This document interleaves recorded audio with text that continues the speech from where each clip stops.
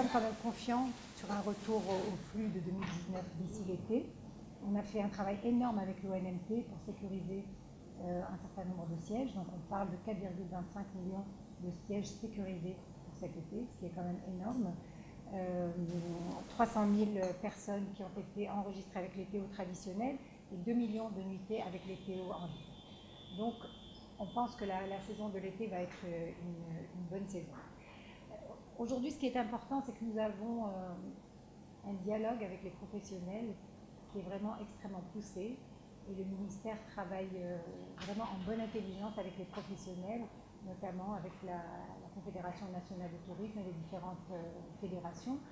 Et nous sommes aujourd'hui alignés sur les objectifs et sur la vision. Donc pour vous donner quelques chiffres, nous, ce qu'on veut, c'est nos objectifs, c'est vraiment en 2023, dès le début de 2023, d'arriver au niveau de 2019, donc récupérer nos 13 millions de touristes. Et nos objectifs à moyen terme sont de doubler les arrivées à horizon 2030, c'est-à-dire 26 millions de touristes.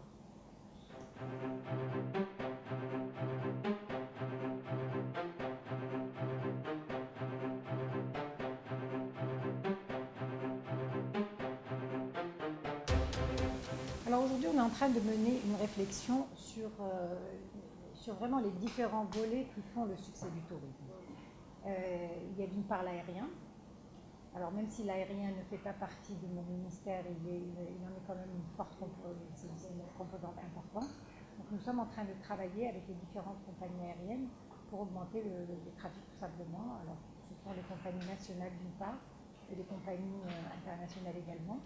Si on veut doubler le nombre de touristes à l'horizon 2026, il est clair que ça devra passer par l'aérien. Donc ça c'est l'un des premiers volets. Le deuxième volet, c'est la mise à niveau des hébergements. Les hébergements ont énormément souffert durant la crise. Certains ont fermé, d'autres n'ont pas fermé, mais ont maintenu au minimum. Et il est vraiment important que les hôteliers fassent leur travail aujourd'hui. Et c'est la raison pour laquelle nous avons mis en place ce fameux plan d'aide qui est en train d'être actuellement déployé. On va commencer à donner les premières subventions dans quelques jours. Donc il est vraiment important qu'ils jouent le jeu. Alors c'est la mise à niveau des hébergements. Ça peut être au niveau des aménagements, mais ça peut être également au niveau de la formation du personnel, parce que là aussi ça peut être problématique. Et nous avons aussi un projet avec eux et on devra mettre en place des groupes de travail pour améliorer les ressources humaines.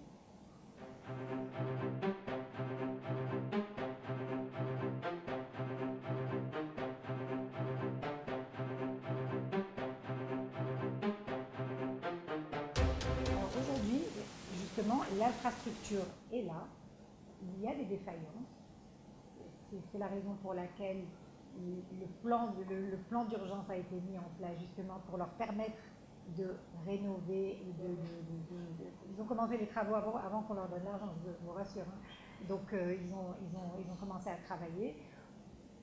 Je pense qu'aujourd'hui, franchement, c'est plus un problème de personnel qu'un problème d'infrastructure que nous devons régler rapidement sur le court terme, qui est un problème international. Aujourd'hui, il y a eu une fuite un peu des compétences du secteur du tourisme vers d'autres secteurs, en Europe, aux États-Unis, partout. On a souffert de ce côté-là parce qu'il y a eu également l'exposition universelle de Dubaï qui nous a, qui a quand même capturé un certain nombre de personnel qui venaient du Maroc parce qu'ils cherchaient des arabisants. On ne va pas les récupérer de sitôt parce qu'ils vont probablement partir après pour la Coupe du Monde de Qatar.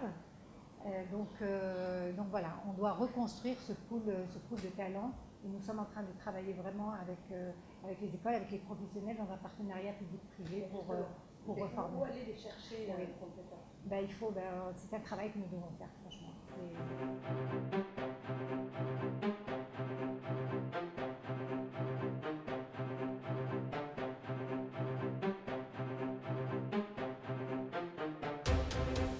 Alors je pense d'abord il est prématuré aujourd'hui de parler de part de marché parce que tous les pays ont souffert de la crise et tout le monde a perdu. C'est un marché qui a disparu, ce n'est pas des parts de marché qui ont. C'est un marché qui a disparu qu'on est en train de reconstruire. C'est vrai que le maintien du test PCR aux frontières ne nous a pas aidé à récupérer ça je vous l'accorde. Je pense que ça c'est derrière nous. Aujourd'hui, il y a deux volets sur lesquels nous travaillons et sur lesquels travaille l'ONMP vraiment de manière très agressive. Il y a deux manières de faire. Il y a l'aérien et il y a les tours opérateurs. Les catalyseurs, si vous voulez, du business à court terme. Et c'est sur ça que nous travaillons actuellement. C'est des contrats sur lesquels nous devons travailler, mais nous travaillons actuellement, qui vont nécessiter, disons, on va commencer à voir l'impact à partir du mois de septembre, sachant que pour l'été, nous avons déjà sécurisé, ça a été fait déjà il y a quelques mois, nous avons déjà sécurisé les nuitées nécessaires pour revenir à nos niveaux de 2019. Car aujourd'hui, nous, c'est fin de l'année, nous devons être au niveau de ce que nous avions en 2019, c'est-à-dire à peu près 1 million de touristes par mois. C'est un petit peu ça le flux qu'on veut récupérer d'ici fin 2019. Et quand on vous dit qu'on veut arriver à 26 millions en 2030, ce n'est pas une vue de l'esprit, c'est quelque chose qu'on a construit à partir de ce que nous voulons faire sur nos marchés traditionnels, ce que nous voulons capter comme nouveau marché, ce que nous allons faire au niveau de l'investissement qui va nous rapporter un nouveau type de clientèle, comme le maïs par exemple. Donc voilà, c'est quelque chose que nous avons construit.